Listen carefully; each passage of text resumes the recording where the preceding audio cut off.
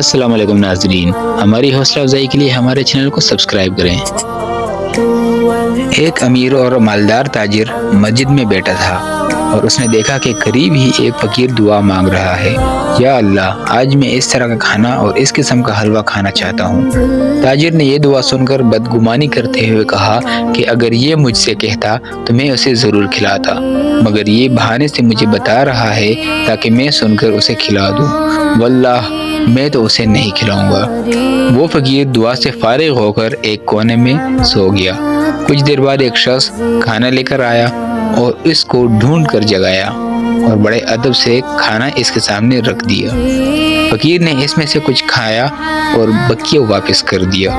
تاجر نے دیکھا تو حیران رہ گیا کہ یہ تو وہی کھانے تھے جن کے لیے فقیر نے دعا کی تھی۔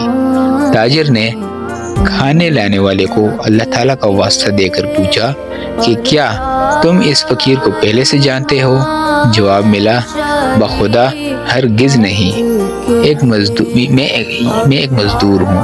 میری بیوی اور بیٹی سال بھر سے ان کھانوں کی خواہش رکھتی تھی، مگر یہ کھانے انہیں مہیا نہیں ہو پاتے تھے کیونکہ میرے پاس اتنے پیسے نہیں ہوتے تھے۔ آج مجھے مزدوری میں ایک مسکال یعنی 4.5 ماشے سونا ملا تو میں نے اس سے گوشت وغیرہ اور دوسری چیزیں خریدی اور گھر لے آیا۔ میری بیوی کھانا پکانے میں مصروف ہو گئی تو اسی دوران میری آنکھ لگ گئی۔ میری آنکھیں تو کیا سوئیں، قسمت جاگ اٹھی۔ میرے خواب میں حضور صلی اللہ علیہ وآلہ وسلم تشریف لائے اور فرمایا، آج تمہارے علاقے میں اللہ کا ایک ولی آیا ہوا ہے، اس کا قیام مسجد میں ہے۔ جو کھانے تم نے اپنی بیوی بچوں کے لیے تیار کروائے ہیں، ان کھانوں کی اسے بھی خواہش ہے، اس کے پاس لے جاؤ، وہ اپنی خواہش کے مطابق کھا کر واپس کر دے گا۔ بقیہ کھانے میں اللہ تعالیٰ تیرے لیے برکت عطا فرمائے گا اور میں تیرے لیے جنت کی ضمانت دیتا ہوں۔ نیند سے اٹھا تو میری خوشی کا کوئی ٹھکانہ نہ تھا۔ میں نے فوراً حضور نبی کریم صلی اللہ علیہ وآلہ وسلم کے نام کے حکم کی تعمیل کی، جس کو تم نے بھی دیکھا۔ تاجر کہنے لگا کہ میں نے اس فقیر کو انہی کھانوں کے لیے دعا مانگتے سنا تھا، تم نے ان کھانوں پر کتنی رقم خرچ کی؟ اس شخص نے جواب دیا کہ میں نے ان کھانوں پر مسکال بھر سونا خرچ کیا ہے۔ اس تاجر نے اسے پیشکش کی کہ کیا ایسا ہو سکتا ہے کہ مجھ سے 10 مسکال سونا لے لو اور اس نیکی میں مجھے ایک قرات کا حصہ دار بنا لو؟ اس شخص نے کہا کہ یہ ناممکن ہے۔ تاجر نے پھر کہا، اچھا میں تجھے مسکال سونا دے دیتا ہوں۔